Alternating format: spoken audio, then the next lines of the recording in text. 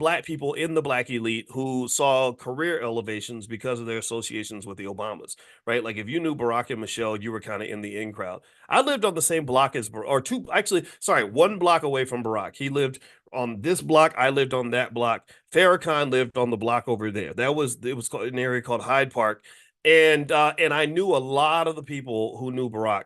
And what was interesting was it became kind of a conflict because what would happen is I would be invited into certain circles because I guess people thought that I would kind of just go along with what everybody else was doing. And it wasn't like I had a problem with what people were doing. I just, if I didn't like it, I wasn't gonna do it. I told y'all how my thought process was. It was always like, I don't, if it doesn't make sense, I'm not participating. Like this doesn't, this whole vote blue no matter who stuff. I don't understand that. I vote for the person who is gonna do something for me and my family, who's gonna do something for my community.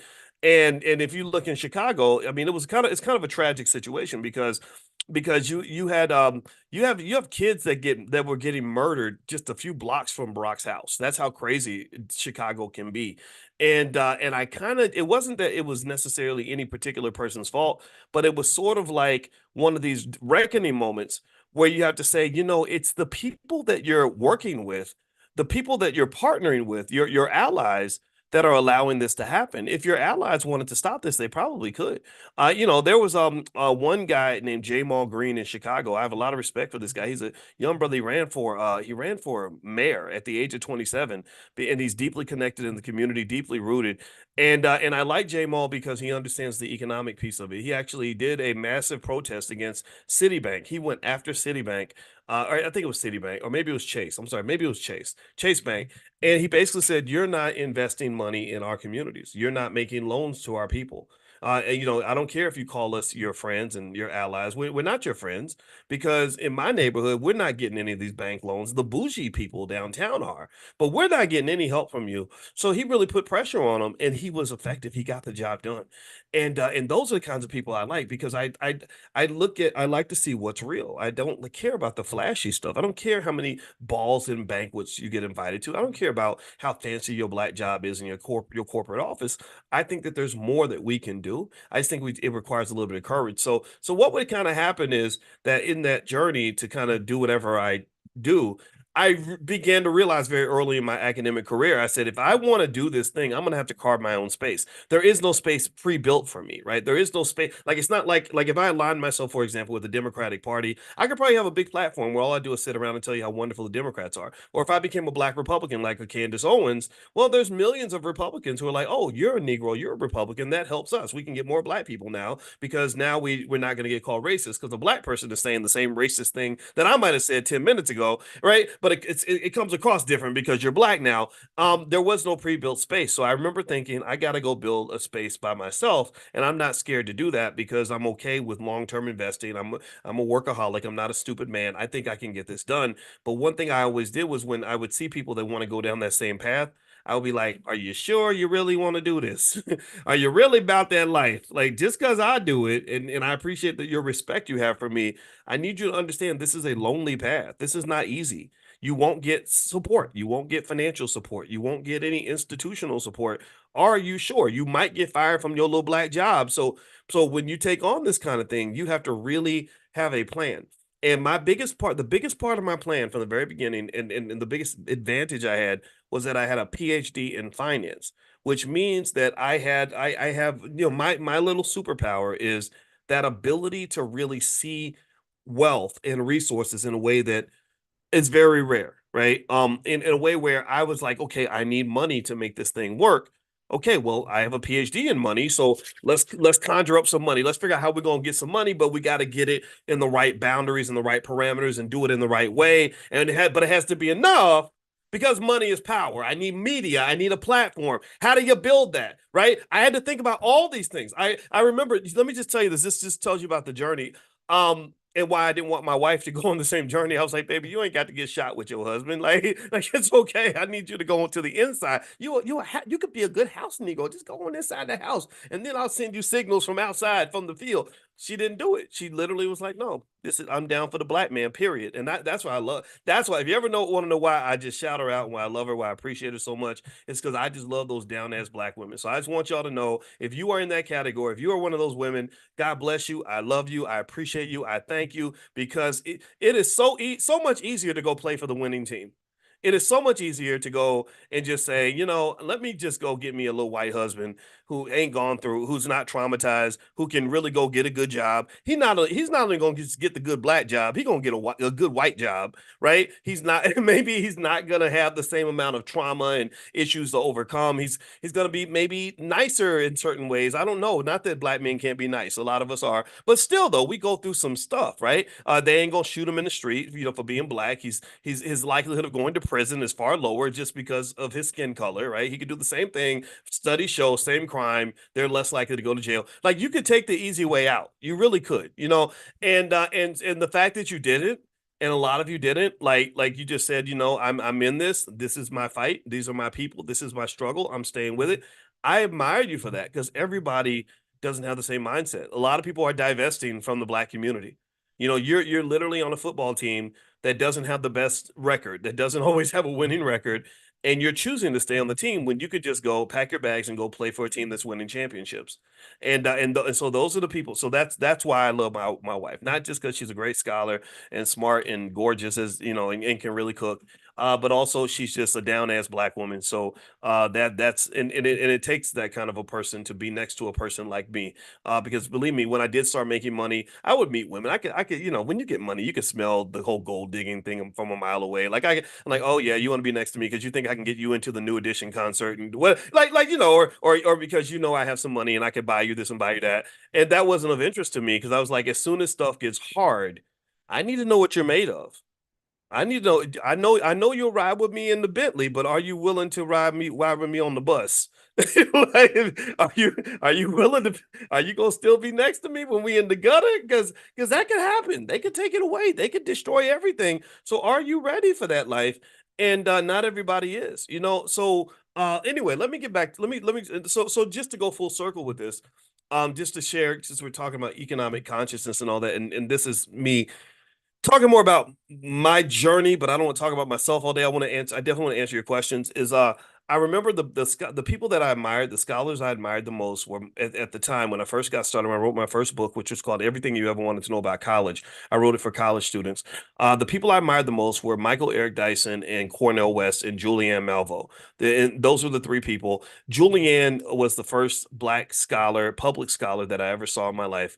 Let me see. The second one I think was Cornell West, who I went to go see speak in 1999, and then actually Dyson. I think Dyson was number two. Dyson was the second one I saw because I saw him on BET. Though in that order. So Julianne, I saw her maybe around 96. Dyson maybe around 97, 98. Cornell 99. I went to go see him. I bought his book. I love those. Loved all three of them. It was an honor, like when I got to know all of them as people, because they're all great. They're all great people. I don't agree with Michael politically. I have to admit that, but I like them all. I admire them. And one thing I remember telling my brother was um, I said, I want to do what they're doing, but we have to do it different. I said we can't do it the same way they do it. I said because what the way white supremacy works and racism works is if you are black and if you say some things that people don't necessarily like, the first thing they're going to do is they're going to declare economic warfare on you. They're going to take away what you got. They understand how to take the missiles out of your silo. They understand how to bomb. They just like war. They when they bomb you, they don't just bomb, in a sloppy way. They strategically bomb. They say, okay, let's bomb, let's hit their communications towers, let's hit their missile silos, let's blow up their military bases, right? So I already knew this, already kind of came in that mind. So I said, here's what happens when a black scholar speaks too heavily on black issues and is too directly connected to issues in the black community. Is I said, if you wrote a book, your white publisher will drop you. If you are giving speeches, your white speakers bureau will drop you. If you have a TV show, your TV network is going to drop you. So or the same thing with a radio show. So I said, so instead of going with a book publisher like Penguin or whoever the hell, Random House, I said, let's publish our own books. Let's figure out how to publish our own books. And we were doing self-publishing in a very sloppy way, doing our best, but it wasn't perfect. And we were doing this way before it really became kind of a thing. It was like, I'm talking about like '04, '05. Self-publishing was really hard, really just chaotic. Now it's much simpler. Now I suggest anybody who writes a book, go through like Amazon. They have some, I forgot what they call that program, but it's really good. They got all the tools there. You can hire somebody on Fiverr to help you with the editing and all that. KDP, thank you very much, Ann. I appreciate that. Yeah, so that is a really great way to publish a book now. um, 18 years ago, it wasn't. Or 20 years ago, it's a different experience. The second thing was, I said, if we give speeches, I said, we can't, these speakers bureaus are not going to pick somebody like me because not only am I not mainstream, but I'm just not that important. I'm not that well known. Like no one knows who I am. So we did sign with the speakers bureau, one of those white ones. And what would happen was like every time there would be speeches for the black guy, because that's what they would do. They would just give you the black guy speeches. It would be usually they pick Dyson first, right? So Dyson would do all of them, and then I think Mark Lamont Hill was a little more mainstream. He was on Fox News at the time. And then there was like this guy Boyce, right? So I was like, okay, so let's create a speakers bureau. So we created Great Black Speakers, which was a black owned speakers bureau, and my brother represented a lot of speakers, not just me.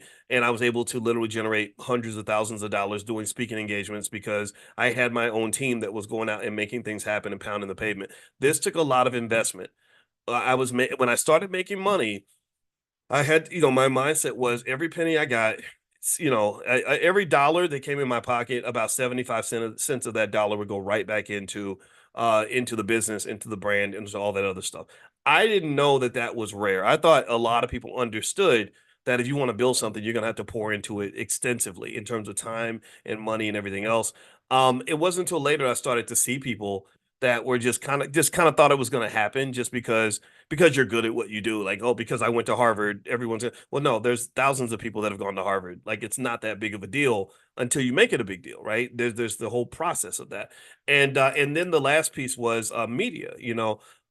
What happened with me in mainstream media, and the thing is, I got to stop fighting with white people because that always gets me in trouble. Is I was on CNN. I finally found me a good publicist named Wendy Garisco, really nice lady. I don't think she's a publicist anymore, and she would get me on TV. I was on TV, a lot. And actually, the first time I got on TV, I think I told you about that, about the little white girl who called me, and I was really mad because I've been paying all these publicists all this money and it wasn't getting any results. And she literally had read my whole book called "What If George Bush Were a Black Man," and she said, "You don't have to pay me anything, but if I get you on national TV, you have to give me $5,000." And I said, "Bet, sounds good. If you can make that happen, then I'll pay you the 5,000." And she got me on national TV. I paid the 5,000. It was a terrible interview. I didn't do very well because I was nervous as hell. But that's what it is. You go through the fire, and that's what it was. And so anyway, Wendy got me on TV a lot. I was on TV a lot with Wendy. I would get every single day. I would get a call from CNN or Fox, CNN or Fox. And this was before Fox. I really knew how political Fox was. I'm not a fan of either one of those networks now. CNN is too left. Fox is too right. I can't go on either one of those networks with a straight face because I think American politics is a freaking circus. It's full of clowns. It's full of extremists. Full of goofy ideas that have a little bit of truth to them, but they start to get to the point where they get so weird and radical that most Americans, I believe, are not connected to it. They just sort of pick the lesser of two evils and keep it moving or whatever, right? And it's your choice on that, whatever you want to do. But I was on there like almost every day. So things are kind of clicking, right? I'm still teaching at Syracuse, so I got my Syracuse income. I'm making a little bit of money. I'm selling a few books every now and then, so I'm making money from that. I'm giving a few every now and then. I get a call for a speech. We had a speakers bureau. My cousin Diana. This is why I tell you so much about the importance of family and how family is your $1 million asset. The two people that really held it down for me in the beginning were my brother and my cousin, and they were the people who worked with me in a way where I knew I could trust them, and they weren't nickel diming the hell out of me, and they were in it because they really cared about me, not because they were just trying to get as much money out of me as possible, right? So this is why family matters. This is why you nurture those relationships with the people around you, because family, if you can find some, you only need like one, even out of five relatives. You might have five relatives where four of them are complete knuckleheads that you cannot work with, but you get that one cousin, that one sibling, that one partner, that one spouse, child, whatever. That one person will make up for the other four knuckleheads, because my brother was the guy who would work with me night and day, complete loyalty, didn't care about the money so much. What he was willing to be broke with me, like he was willing to stand on the biggest stages with me at the highest levels. He was with me at the bottom, and that was awesome. He was with me when my truck got repossessed because I couldn't even pay for the truck, right? Like he was with me in all that, right? And my cousin, same thing. This is what you want, I think, in terms of if you're trying to go build things, build find people that are just solid that you can build with. And I think your goal should also be to be solid for them.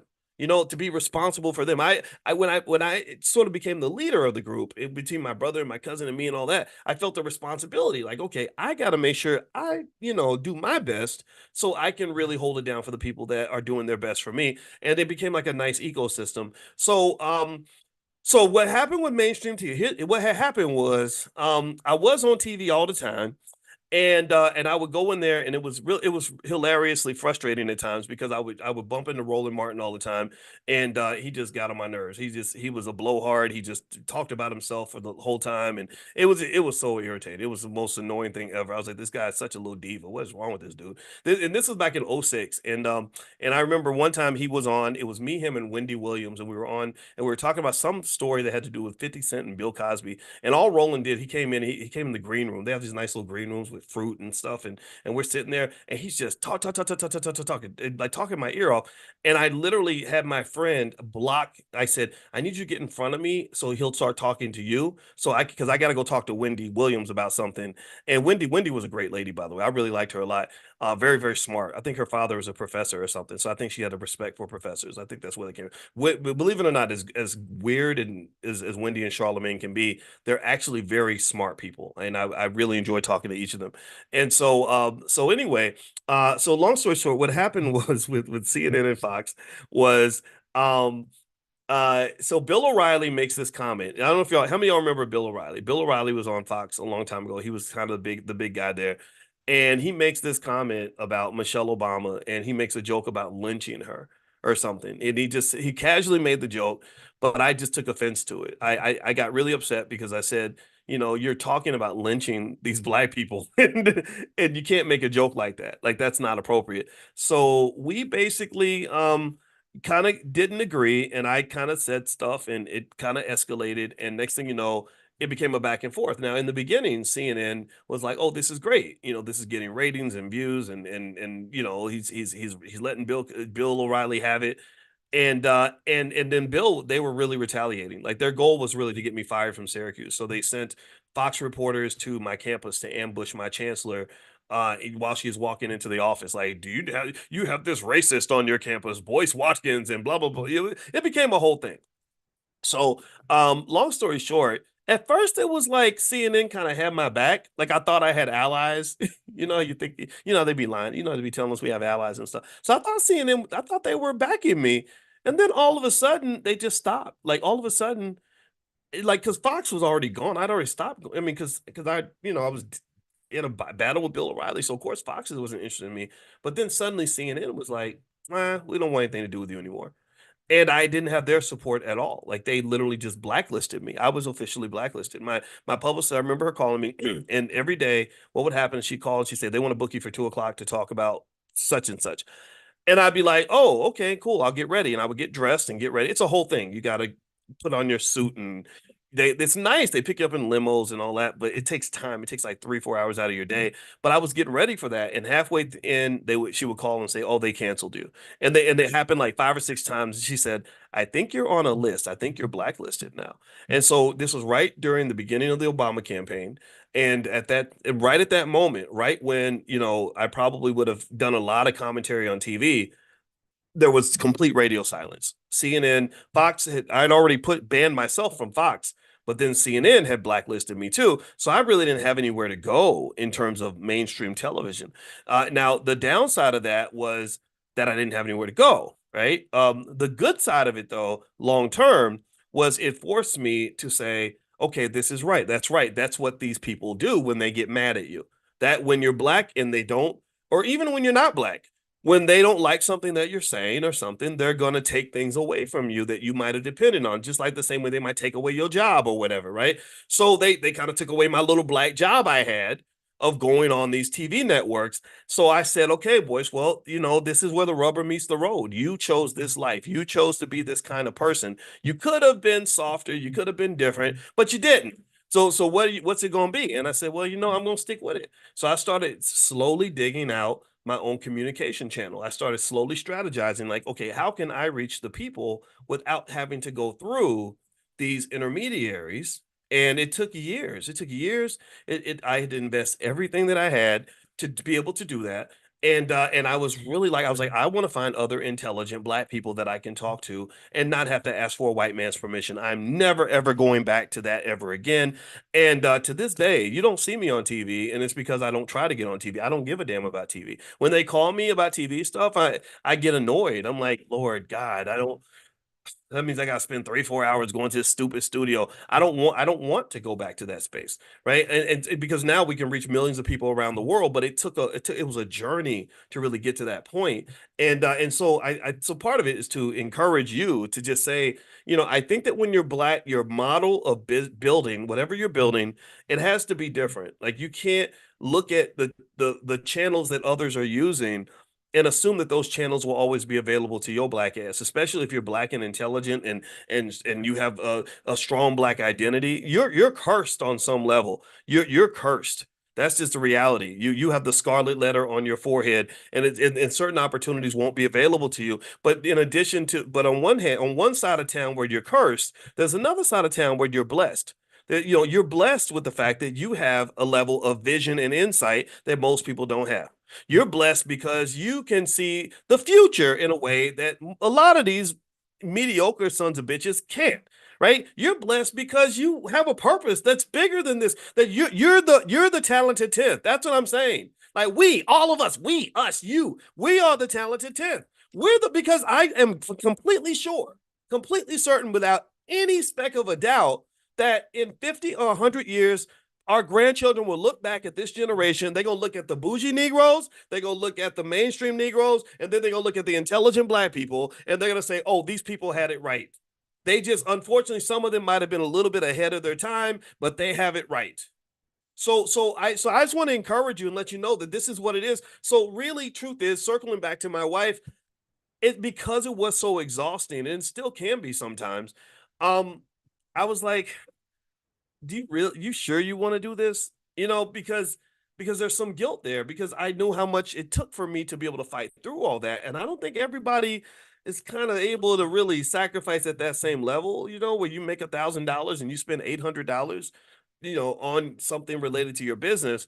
There are easier ways to get there, but the problem though is that there's a difference between sort of having a sturdy foundation to whatever you're creating versus a flimsy foundation. So a flimsy foundation is something that typically comes quick. It's something where somebody elevates you and promotes you very quickly, and you're standing on top of something, but it doesn't even belong to you. You don't control it. But then there's the sturdier foundation where you look at, for example, I think is it the Hallis family that owns the Chicago Bears? Maybe I'm saying their name wrong, but they spent 100 years. They bought this football team for what, $500? They spent 100 years devoted to building this thing brick by brick, and now they've got this $5-6 billion organization. And so most of the time, you can't get around the legwork, right? You can't take the shortcut to success all the time if you really want to have true power and true control. Most of the time it does take sacrifice, and I want to encourage you on your sacrifice because it ain't pretty. It can be messy as hell. You're not going to be sure. I did so many things wrong. I felt so sloppy half the time. I felt like a fraud, like in the sense like, God, I don't know what I'm doing. I don't know what to do next. I don't know how to make this work, right? But I just said, well, let's just keep doing our best. Let's keep trying, right? And so you go through that imposter syndrome of saying, Lord Jesus, who am I to even think I can even do this? But if you have a calling, I encourage you to hear that and sacrifice.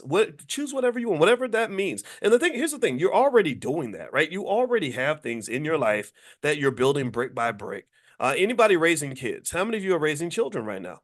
If you're raising children, first of all, that's an amazing opportunity to do something extraordinary for the world, right? You don't have to do everything yourself. If your child goes out and does amazing things because of what you poured into them, then that is just as good. Again, you have great men and women in the past like Martin Luther King or Walt Disney, but I'm not as impressed with Martin Luther King Jr. as I am with Martin Luther King Sr. and his mother.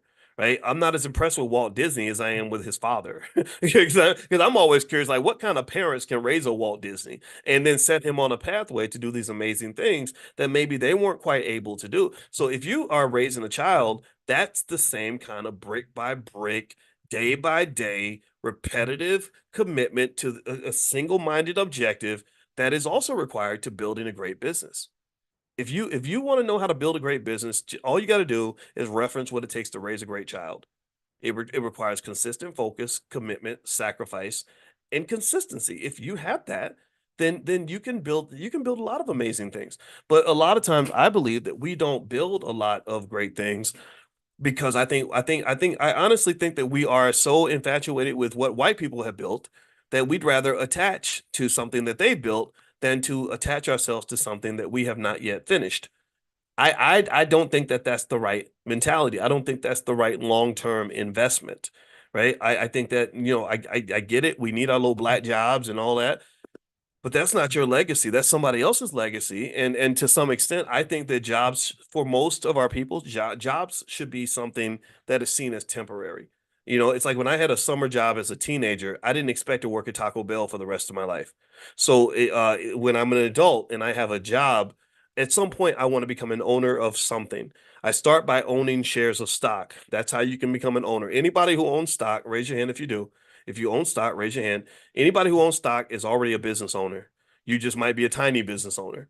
Now, what my challenge is to you is to pour the consistent brick by brick, uh, repetitive process in to the point where you become a bigger owner of something. Because I guarantee you that all big things, most big things start off as little things. So you started the little thing. I need you to keep going to make it the big thing. Just like most big, gigantic babies, Shaquille O'Neal at one point in his life probably weighed about 9 pounds, 4 ounces.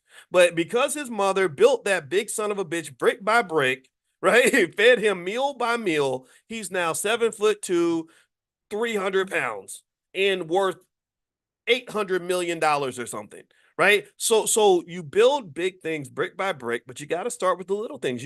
You cannot ever see the big things if you don't believe in the little things and able to see the vision of what they're going to be when they get big. So take something little in your life, keep pouring into it, make it big. You're already doing that with your children. Just take that same mindset when it comes to your business. Have that same mindset when it comes to everything that matters. Have that mindset when it comes to your relationship, when it comes to your health, when it comes to all the things, anything that matters to you.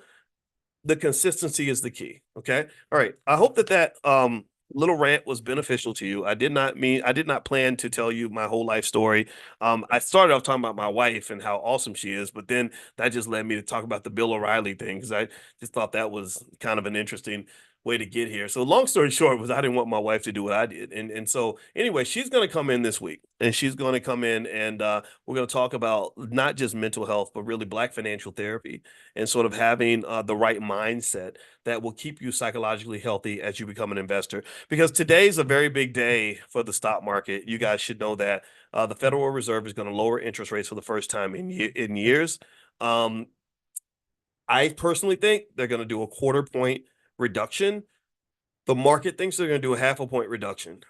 That means, in my opinion, what could likely happen is there could be a drop in stock prices because the market will be disappointed.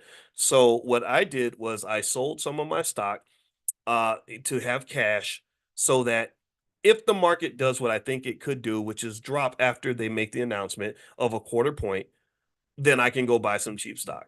Maybe some of these tech stocks, the Nvidias or something like that. I don't know if that's going to happen though. I could be completely wrong. And in fact, after I see what happens, I'm going to come in and talk about where I was right and where I was wrong. If they do a half a point rate hike, then you might see the opposite. You might see the market go up a little bit. I don't think they're going to do half a point. I think the market is wrong. Uh, the analysts believe there's a 67% chance that they're going to do a half a point rate hike. I think that probability is off. I think it's like more like 20% or 0%. I don't think they're going to do it. So we'll see though. Maybe I'm wrong. Maybe I'm wrong. So we'll see. I'll keep you guys posted on that. Now another thing, make sure you're on the text list. If you're not on the text list for this class and you want to join the private Zoom, pull out your phone, text the word morning, MORNING to the number 87948. Text morning to 87948. Also tonight we are going to do Powernomics training at 8:30 p.m. Eastern. We do this every single week for free for anybody that wants to understand Powernomics and everything Dr. Claude Anderson teaches. We've been doing this for about 4 or 5 years now. So if you'd like to join that, you can also text to that same number, 87948. Except this time use the word greatness. The word greatness, because that's what we're doing. We're literally finding our economic greatness. So all right. So what I'm going to do is answer some of your questions, and we're going to go one by one. So one sentence questions, if you could, and put them in the Q&A section. And I'm going to answer the questions that I see. I'm going to answer as many as I can. All right. LaShonda says, should we sell some of our stock in light of what's happening today in the market? I don't give investing advice here ever. However, I am selling some of my stock. So if you have, maybe if I have a few stocks that have gone up a lot lately. So it's like, why not? Now, by the way, the number is 87948, 87948. And also, how do you book Dr. Anderson? You can't book him. He's not available to speak. But his website, you should go to his website and buy his books.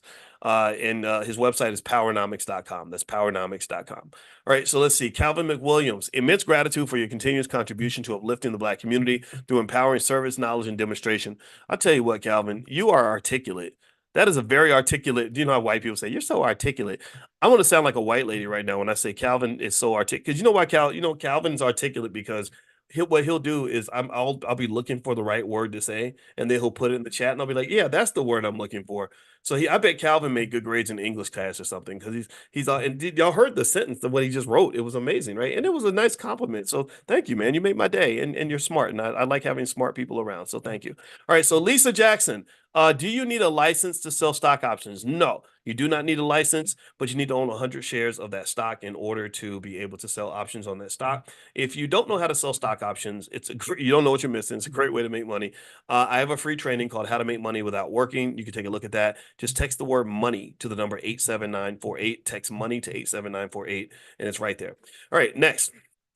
Christian says, when having more puts than call contracts, what happens to your additional puts when the price goes below the put strike price? Okay, so this is not options class. I don't want to talk over too many people's heads, but I will generally say that puts themselves are individual assets, just like calls, just like stock. You can own puts on a stock and not even own the stock. So it's totally okay to do that. It's up to you to decide, do I want to keep my money in this asset or do I want to sell the asset and get the money out? It's totally up to you to decide how you want to proceed. Dwayne, should I wait until after the Fed's announcement today to buy stocks? I'm not telling you what to do, but I am. I'm not doing a single thing with my portfolio. I sold a few $1,000s worth of stock, put some money to the side. Now I'm just going to wait and see. So if the market does go up, fine. My stocks that I own are going to go up.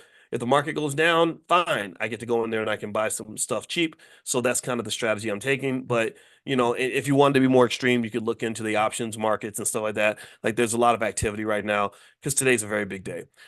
Greg Harrison, greetings, doctor. When you have margin and add money to your account, does the brokerage add more money to your account? They should. They should. You may want to talk to the support team at your brokerage to see what they're going to do. They can break that down for you in terms of how that specific brokerage works. I'm finding it challenging to find tax strategists in Atlanta. How can I tackle this? Well, Dimitri, in the Prime program, we're going to bring a tax strategist into class named Patrice. I don't have her last name, but Patrice, and she's good with taxes. So that's going to happen. So if you're a member of the Prime program, or you can go to drboyceprime.com and take a look. In Prime, we're going to bring in a tax strategist. I don't know of any other tax strategists in Atlanta. Let's see. Rod says franchise the Black Business School. Yeah, I'd have to figure out what that would look like, but I'll write the word franchise down and kind of consider that because actually Ray Kroc, if you read the story about Ray Kroc and McDonald's, he really was responsible for exploding McDonald's. The McDonald's brothers were it could be Patrice Washington. I think that's her last name. The McDonald's brothers were the ones who came up with the idea on how to make a cheeseburger, French fries, and a drink in like 30 seconds. But it was Ray Kroc who discovered the McDonald's brothers and saw the amazing process they had. And he said, we can franchise this all around the world. So Ray Kroc is the one who took it to the next level. Let's see. Venice Cook. How does a spouse protect herself if she's not on the mortgage for a home bought just prior to the marriage, but she paid half the deposit and pays half the mortgage since the purchase? Perhaps a quit claim deed might help. I would definitely get your name on the lease though, or on the deed somehow, so you're recognized as an owner. I don't necessarily think it's wise to keep pouring money into a financial asset that is um that is not yours, because divorce does happen, and the best time to prepare for divorce is when you don't plan to get one. It's hard to plan for divorce when you're in the middle of a divorce. So I would encourage you to have those conversations while you're lovey-dovey and everybody's friends and get it in writing. And the contract, optimal contracting helps prevent moral hazard. If you remember, we talked about moral hazard. Moral hazard is when the relationship breaks down and there's a conflict of interest. And the only way you can prevent those sorts of problems is with optimal contracting. You just get you a little prenup together. My wife and I have one, not because we hate each other or because we don't want to stay married, but because we were being realistic. Divorces happen. And as much as I want to sit here and tell you, yeah, oh yeah, me and my wife will never get a divorce. I'm not going to say that. I mean, we live in a country where divorce happens all the time, and I hope it never happens. I want to say, I'm not going to fight for that, but it's something that happens sometimes, and you have to prepare for that. So I would say, get something contractual, get something in writing to protect your interests. Also, if you're not married and you're living with someone and stuff like that, I just think it's very wise to have something legally set up, perhaps even a trust with some healthcare directives or something like that. Because what happens is that, when we live in our lives, we live under the assumption that we're going to be healthy and alive forever. And so if somebody dies, which happens every day, or somebody, becomes unhealthy, then suddenly that's when the law kicks in. That's when the law makes decisions for you.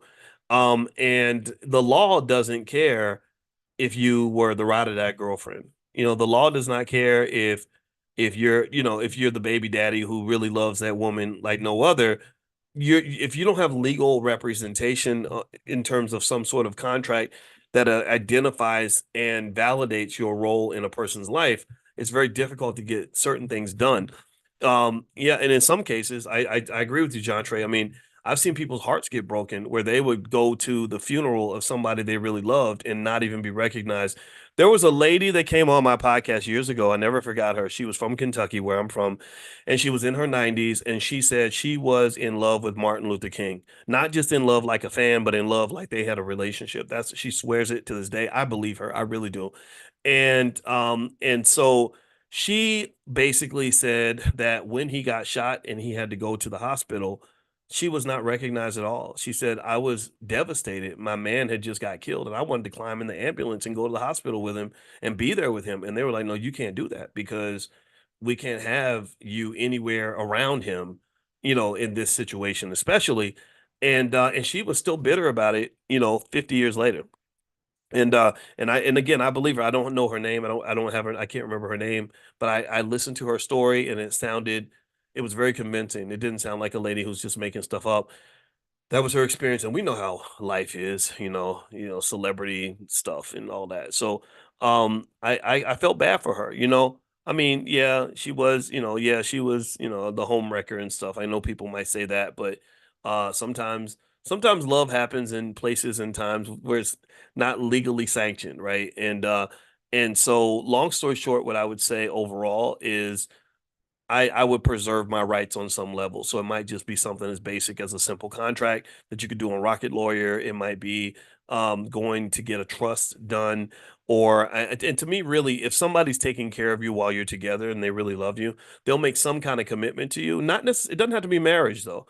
Some people want marriage, some people don't. I don't push that on anybody. But it may just to such as something like, okay, well, what if something happens to you? Like, if you love me, you'll make sure I'm okay, right? And if they're like, no, well, ain't nothing gonna happen to me. Well, that's not very intelligent, nor is it realistic, and it lacks vision, and it lacks the humility to know that when death comes knocking at your door or sickness comes knocking at your door, it's not going to care how many plans you had and how long you thought you were going to be healthy forever. People die suddenly out of the blue for no reason all the time. My sister does autopsies for a living, and she would tell me these crazy stories about super healthy people in their early 30s who got up that day, had a whole day planned, and they slipped and they fell down the steps and were dead.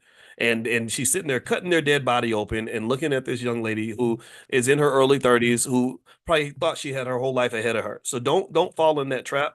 Just make some sort of a plan. That's why I debated with my wife, and my wife got mad at me because I got that big statue of Anubis, who is actually the god of the afterlife in Egypt, and I put that statue in my office, and she said, "Boy, he's the god of death." And I was like, I'm not afraid of death. Like death is a part of life. Death is gonna happen. And I'm thinking about legacy, and I am thinking about the afterlife. I don't want to die. I don't I'm not looking to die.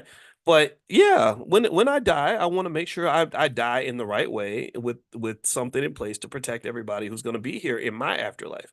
I'll be gone, but after my life is over, y'all gonna be here. And so I'm all about that afterlife. I'm all about that life and all about that afterlife. How about that? All right, so let me keep going. Like R. Kelly used to say, the party and the after party. But we shouldn't be joking about R. Kelly with all the stuff going on with Diddy. Oh Lord, that guy's in trouble, ain't he? All right, anyway, let me keep going. All right. So with the Fed cuts coming today, what amount would keep us out of a recession or cause a recession? Well, the recessions are measured by consecutive periods of negative economic growth, negative GDP growth. I believe that's the formal definition. We're not in a recession yet, but what they're always looking for are signs of a recession. They've seen some signs, but right now, for the most part, the overall economy is strong. But what they said, as Raphael Bostic, I think, said this, he's a former Fed governor, very smart black man. He said something exactly that I've said to you guys, that the difference maker in terms of who feels like we're in a good economy versus who feels like we're in a bad economy is who's exposed to the stock market. If you're in the stock market, then the economy feels real good because you're making money. But if you're not exposed to the stock market, the economy feels really bad. So keep that in mind. Just be really careful with that. Make sure you get invested. That's important. All right. So Sharif Smith says, not really a question, but can you speak a little bit about how buying puts as a form of insurance protection? Okay. Well, we cover a lot of that in the Prime stuff. If you log into drboyceprime.com, there's a whole analysis, there's a whole beginner set on options, Prime 101, everything else. But generally speaking, what puts do is they just protect you. It's a type of insurance. So what you're doing is you're paying someone else to take your risk. You're paying them money to get basically buy the right to sell something to them if in case the price goes down. So I make an agreement with someone else where I give them a little bit of money and I say, if my stock drops below 50, you have to buy from me for 50, which effectively makes a put a form of insurance. So puts are an important part of investing. I highly recommend taking a look at it. And again, if you want to join us, we in Prime Class, we talk all day about calls, inputs, and selling calls and everything else, and selling puts and all that. So feel free to go to drboyceprime.com. I think you guys are going to like it. All right, so let's see. Suzette, would you be so kind as to meet with my 21-year-old son, Dimitri, and give him some investment guidance at the convention? I wish I could promise a meeting, but that's hard just because there'll be so many people at the convention. Um, I'd love to shake his hand though and say hello to him. And if I have a second to speak some words in his ear, I'd be more than happy to share something with him that hopefully will help him. I encourage you also, Suzette, to remember that his number one teacher isn't me. It's going to definitely have to be you and his dad and stuff like that. So I would encourage you, maybe bring him to class, even offer him, say every time you come to class, I'll give you $5 or something, whatever you got to do to get him in there, because the earlier he gets exposed to these ideas, the better off he's going to be. And in the Black Business School, we do have a program called Young, Black, and Rich. I don't talk about it much, but it's in there. If you email support@theblackbusinessschool.com, they can show you where that is. And we also have Black Millionaires of Tomorrow if you have kids. So email if you want to figure out what can help your family, just email support@theblackbusinessschool.com, and they can give you a wide range of options. And if you wanted to do a one-on-one with me, they're not free because my time's limited. However, that is available. So there's a lot of stuff available in the Black Business School. Let's see. I haven't bought the tickets, but we're coming. I'm waiting for another sale. I missed the last one. Well, Suzette, I'm sorry, but the last sale was the last sale. And actually, we're gonna sell out. We're almost out of the tickets entirely. So I would encourage anybody that wants to come to the convention, don't try to buy them at the door. I don't think there will be any tickets at the door. I don't see how that's going to happen. And also, yeah, we're not. There's no more sales, no more discounts. We did some of those early, and now everything has to be at the regular price because again, we're pretty much out of tickets. So if you want to go take a look and you want to see what's available, feel free to go to allblacknationalconvention.com. That's allblacknationalconvention.com. All right, so let's see here. Is 12 years old too early to teach my children about a business? No. You should teach them. You should start talking about business when they're 0 years old. Like it should be part of your culture. It's like ask yourself this: when's the first time? Let me ask y'all this question: how many of y'all go to church? Anybody go to church? Raise your hand if you go to church. You praise the Lord and stuff. Or if you've ever gone to church. All right.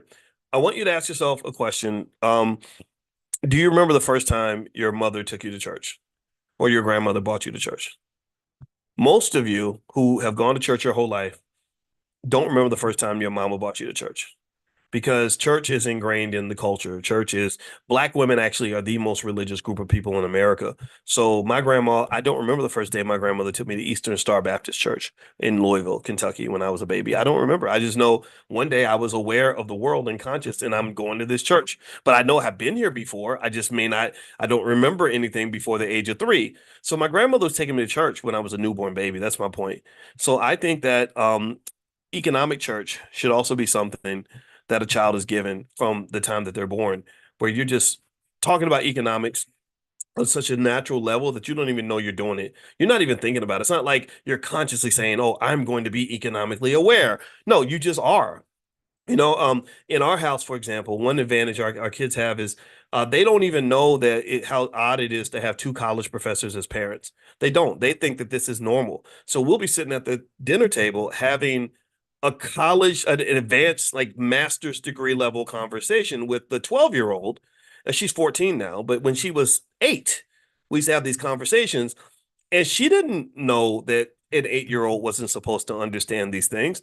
She just would follow along. And so now, as a 14-year-old, she's much more advanced than all the other 14-year-olds and a much deeper thinker. Because if you come to me and ask me a simple question, 9 times out of 10, you won't always get a simple answer.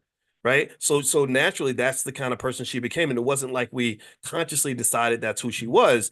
That's just who she became. So I think economics should be like that in your family, where you just kind of say, this is just who we are. We're economically responsible. We build wealth. We purchase assets. We own things. We accumulate. We think about our financial security. Just like we think about just like mama gives you medicine when you get sick and she makes sure that your health is good and they make sure you're fed every day. Well, we make sure our kids are fed with knowledge and economic intelligence. So just do that. Don't even make it like a formal thing. Don't say we're going to sit down and we're going to take a class today on. I think it's better just to have conversations. All right, so let me keep going. Gary, I'm trying to understand the margin account. When do you have to pay back your account? It's a monthly thing. Yeah, you don't have to pay the margin back right away. You got to pay the interest on the margin. So they charge you on Robinhood, they charge you automatically every month. Let's see. Lamorne says, I just retired. Congratulations. No extra income. I'm happy to be able to be in your group. Could you give me the steps on how to go from $0 to money over time? Thank you so much. Well, first thing is it's hard to make money without having any money at all. So if you just retired, I'm under the assumption that maybe there's a retirement account or there's some assets accumulated. If there are no assets, that's a little bit tougher. That's a little bit tougher because that 50 years of working that we did, that was when the accumulation process is supposed to occur. Your peak earning years are between about maybe 40 and 55, and that's when you're stacking the dough. That's when you're pouring into the 401k and all this stuff. If that hasn't happened, then you might have to try some creative solutions, maybe working together with family, like a family investment group, where you pull your resources together. I've seen people that didn't have a lot of money at retirement that were able to collaborate with the kids, and you have family. That's why you have families that live together and stuff like that. But generally speaking, with retirement, there's that three-legged scenario. You've got your social security, you've got the pension, then you've got your retirement accounts and stuff like that, and maybe some other areas like home equity or business or other savings, things like that. And so if those things are not completely there, then you might have to figure out a way to make up for that. So sometimes people work a little bit longer, or if you're married, that helps. If you have two household income instead of one, that makes a very big difference. That's why I think people should invest more in family instead of just thinking they got to do everything by themselves. You see all kinds of stories everywhere about young people who can't pay the bills. They're like, oh, they're on TikTok and they like to cry on TikTok a lot. That's something about that generation I don't get. I don't understand that. But they get on TikTok and they cry because they say, I can't, I only make this much money and my rent is this much and my food is that much. And my heart goes out to them. But I think that after you finish crying about a problem, you have to actually solve it. And unless you just enjoy crying and that's what you want to do for the rest of your life. And generally, economics really is a team sport.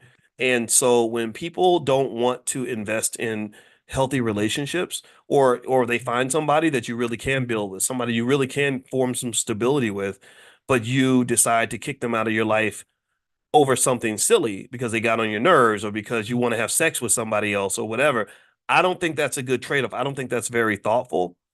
Because what that's doing is that's threatening the security of your family. That's threatening the stability of your. Now I get it though. If I get it, if your spouse tries to murder you or something, then you got to go. Right? You picked the wrong person. Start over again. But I see so many people, where their families will break up and they'll say, "Oh, because I was feeling this way emotionally," and I get all that.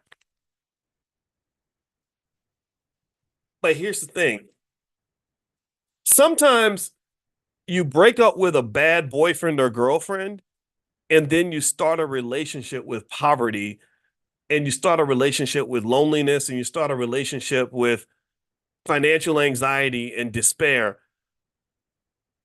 And financial anxiety and despair and poverty will kick you in your ass every single day of the week. You walked out of one bad relationship into another relationship that is really abusive. It's really abusive. Um, I really abusive. And again, I'm not here. I wouldn't judge anybody's stuff, and I'm not a relationship guru. I'm not trying to be that. I'm just simply saying that you're always kind of in a relationship with something.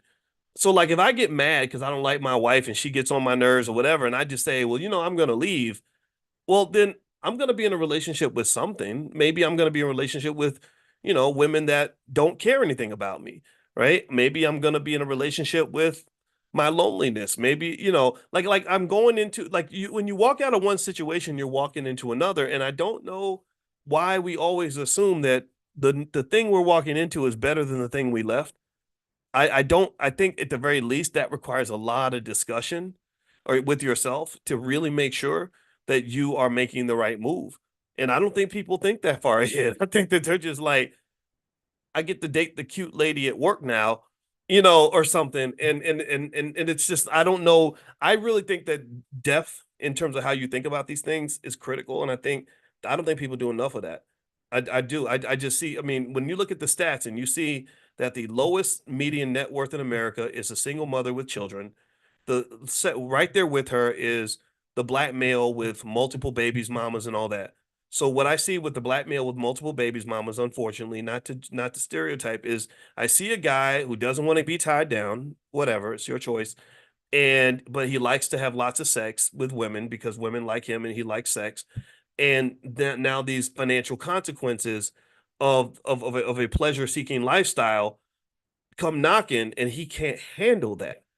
It becomes overwhelming. You're broke. You got a check for $600 and they took 400 of it, and you're scared to death. You're in a long-term relationship, just not with a woman. You're in a long-term relationship with financial anxiety. That's what you did. You married stress, brother. I mean, that's what you did.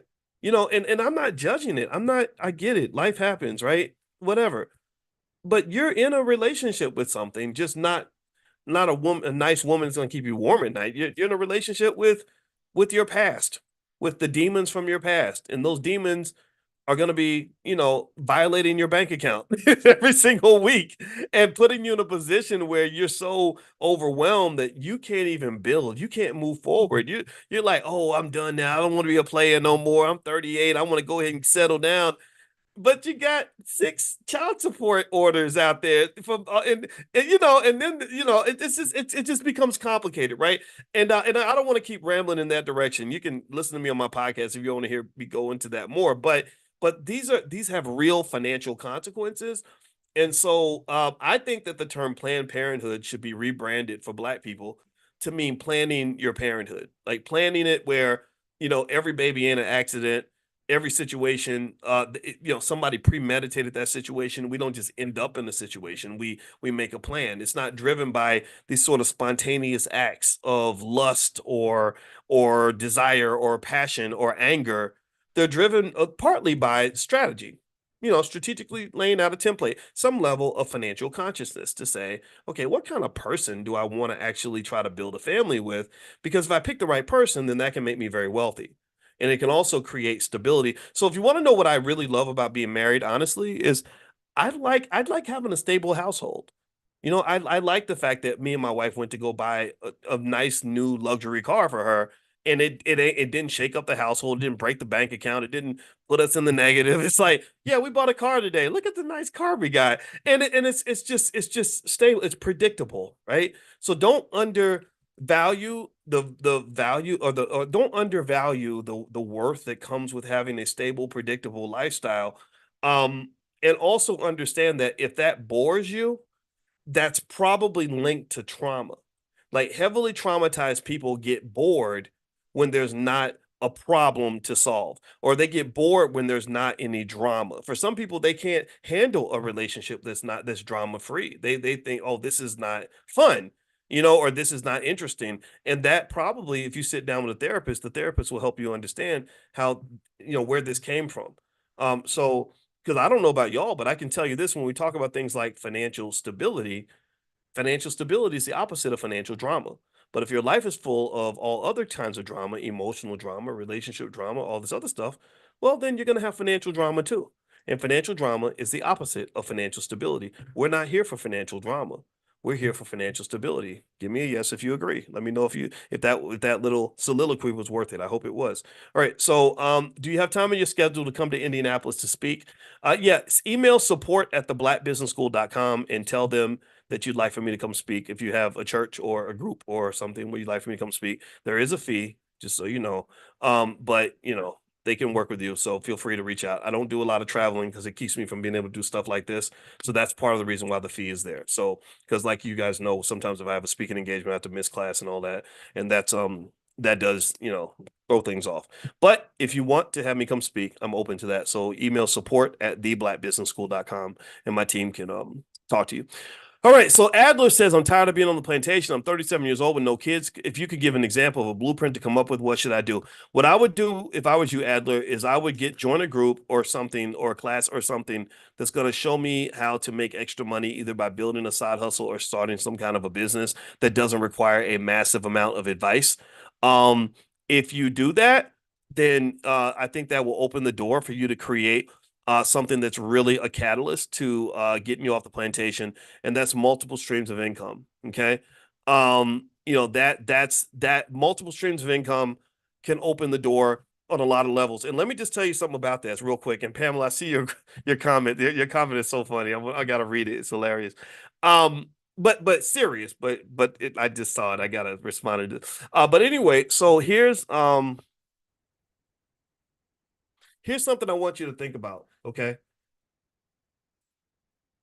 I was talking to our 14-year-old back when she was 11, and we were talking about what she wanted to be when she grows up. And you probably heard me share the story, so I'm not going to share that part again. But I was like, I don't care what profession you pick. I just want you to be happy.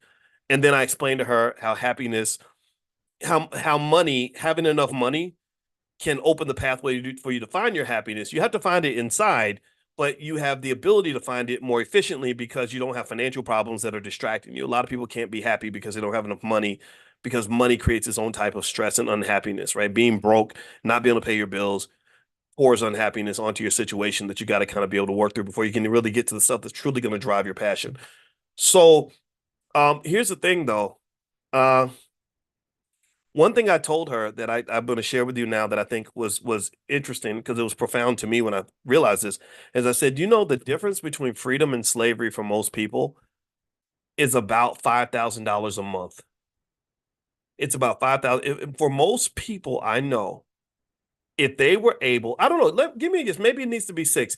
Give me a yes. If you had an extra $5,000 a month and you had to quit your job, just had to, would you be able to survive? Now I know a lot of y'all make more than 5,000 a month for sure, But let's say you just, something happened, somebody got sick or whatever, you wanted to homeschool your kids, or you just didn't want to go to work anymore. Would you be able to stay home if you were making an extra $5,000 a month? Or at the very least, would $5,000 a month like change everything for you? Like really elevate your condition and your situation? Like, give me a yes in the chat if you're in this category. All right. So I told her, I said, for most people, the difference between freedom and slavery is about $5,000 a month, right? Okay. So I said, rather than having all these conversations about, what you should you be a dentist, doctor, nurse, teacher, all that? I said, maybe a better task, a better goal for kids would be, let's figure out how you can make $5,000 a month. If you can figure out how to make $5,000 a month, what that does is that would open and unlock the rest of your life for you to really enjoy living instead of being obsessed with whatever black job they gave you on the corporate plantation.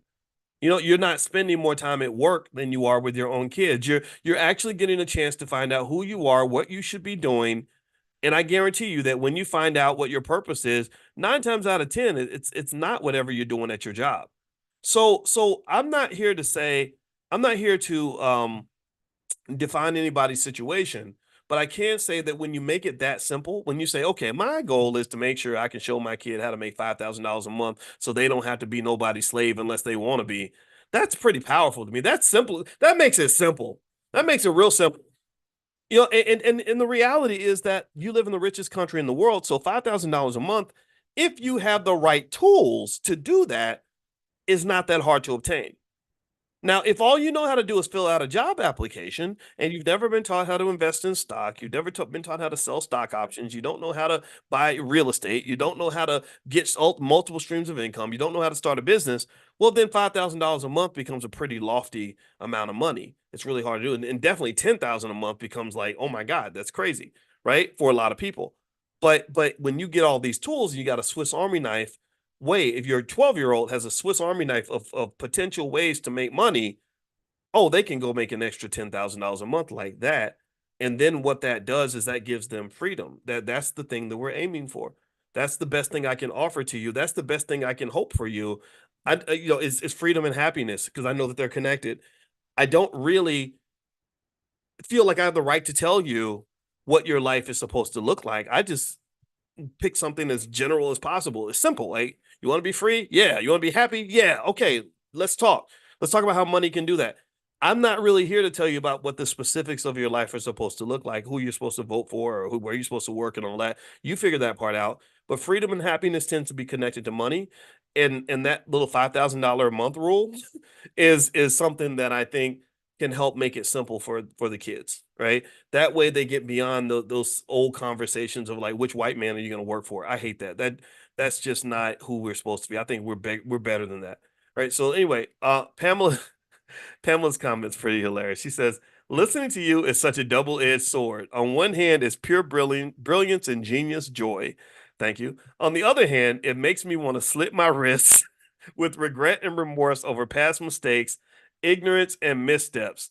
Um, that comment, I know. I mean, it sounds painful. I'm reading it and I feel your pain, but it's funny. It made me laugh. But not because I'm laughing at you. I'm just. It's like, yeah, we all kind of feel that way. A lot of us do. When you look back and you realize how many years you might have spent doing it the wrong way, and then you discover the right way, and you're like, dang, if I'd known this when I was 20, I would have done everything different. If I'd known this when I was 10, and it's natural to feel that way. A lot of us feel that way. How many of y'all agree with Pamela? Say yes if you agree. If you're going through it sometimes too. I have it all the time. Regret, remorse, whatever you want to call it. We all go through that. And so that's where I think us working on our emotional intelligence can really help us a lot. Getting in touch with your feelings and really accepting that and just kind of learning these little tools that I find are very helpful for me in my life, which is the ability to just kind of forgive yourself. I found forgiveness is a superpower. I try not to carry the weight of holding grudges against people for years. That'll make you sick. It'll make you mentally ill. It's a waste of your time and energy trying to get revenge and being mad at somebody and all that. So I'd like to forgive as much as I can other people, and then more importantly, I want to forgive myself. I forgive Boyce for not being perfect. I forgive Boyce for the mistakes he made. And I have to do, and it's I have to renew the forgiveness sometimes because sometimes it crops back up, and I'll be thinking about something that happened maybe in the eighth grade. I'll be like, damn, man, why did I do it like that? And I'll be like, it's okay, Boyce. You're gonna make a mistake. Let's just move forward. Let's learn from it. Let's not do that anymore. You understand? So don't beat up on yourself. Beat up on any obstacles that are slowing you down. Like don't you can't go back and fix the past. We know this, right? But you got today. You have the power of now. And I don't care how old you are, you're gonna be much older 5 years from now. In 5 years, you're gonna be 5 years older than you are now. And when you look back at yourself now in the year 2029, you're gonna realize how young you were and how many opportunities you had. And I just pray for you that in the year 2029, you're not looking back and thinking about all the opportunities you missed in 2024, 25, 26, 27. Because I know a lot of you are looking back at 2019 and saying, man, if I'd only done this, if I'd only done that in 2020, if I'd only invested more during the pandemic, right? So you're doing that now, right? The last 5 years, we all have regrets. Like, oh God, like I look back at Tekadu. I told y'all I lost $100,000 on that stock. I look back and I'm like, oh God, I wish I could do, but I think Julio said wishing is for suckers, right? We're not no suckers up in here. We're gonna think about it, and I want you to live in that pain for a minute, but then move forward, leap forward, and look back at your life now and just say, no, no, no, we're not doing that this time. We're going to minimize the regrets. We're going to always have regrets. Jeff Bezos talks about that as he calls it regret minimization. He says, no matter how perfect your life is, you're always going to have some regrets because there's some things you just simply cannot know. And so he calls it regret minimization. And he said that's what led him to start Amazon. He said to himself, when he was making good money on a good corporate job, people told him he was stupid to quit this job to start this little raggedy company. And he basically said, when I get older, I don't want to regret not trying. I'm gonna have more regrets if I don't try than I will if I do try. So that's what he did. He didn't know he was building Amazon. He just knew he was gonna try. Do you understand? So go forward and just consider that regret minimization and look back at your life, meditate on it. Like meditate. Imagine this 2029. Imagine yourself 5 years older. Imagine the kids 5 years older. Imagine all of us 5 years older. Your mom's 5 years older. Just whatever that looks like for you, and then look back at 2024 and think about the mistakes you made in 24, 25, 26, 27, 28. And then you have a time machine. Then you can erase those mistakes by saying, I'm starting right now today. We're getting this done today. We're gonna make this happen right now. We're not taking time for granted. So that's my best thought on that, right? So don't beat yourself up, forgive yourself and go hard. So in fact, speaking of that, we're gonna go ahead and go. I see a lot more questions and like literally 43 questions. So I gotta do another Q&A day. So how about this? We'll do this in the next couple of days. I'll admit after a while, after answering questions, I get a little bit exhausted. My brain starts to turn into mashed potatoes. So I'm gonna come back. Keep your question. We will do that again. Also, don't forget if you want to join the private Zoom, just get on the text list. Text the word morning, MORNING, to the number 87948. Text morning to 87948. I'll send you a text. I also have some lists. I'm thinking about making a list of stocks. I was thinking about like a list of good growth stocks or something. I'll send you guys that list to the text. So make sure you're on the text list for that. And also tonight we're doing Powernomics training. So feel free to join that. You can text the word greatness to 87948 if you'd like to join that. All right. So have a good day, everybody. God bless you. And I'll see you soon. And also you'll get a notification soon as well because Chanel is hosting an all black national convention kind of meetup where you can get information about the convention, make plans. We can talk about your ideas in terms of things you'd like to see and all that good stuff. So that also will come to you via text. So you'll get a few text messages from me.